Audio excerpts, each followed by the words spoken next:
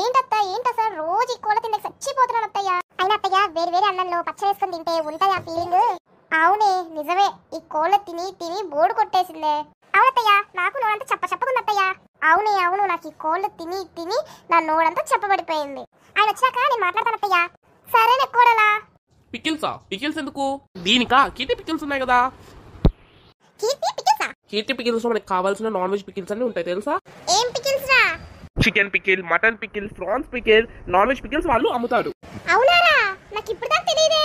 అంటే వాళ్ళు ఇప్పుడే కొత్తగా స్టార్ట్ చేశారు. కానీ అండి ఈ మధ్య హై రేట్ లో పచ్చళ్ళు అమ్ముతారండి. వీళ్ళు ఇలా కాదు స్వాతి, వీళ్ళు మనకి చాలా తక్కువగా మన కోసం నాన్ వెజ్ పికిల్స్ అమ్ముతారు.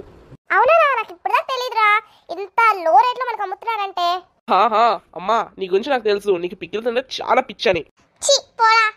మీకు కూడా కావాలా? పైన వాట్సాప్ నెంబర్ ఇచ్చాను, దానికి మెసేజ్ చేసి మీ ఫేవరెట్ పికిల్ ఆర్డర్ చేసుకోండి. మినిమం 2 days లో మీకు మీ పచ్చడి మీ పక్కన ఉంటుంది. Thank you, bye.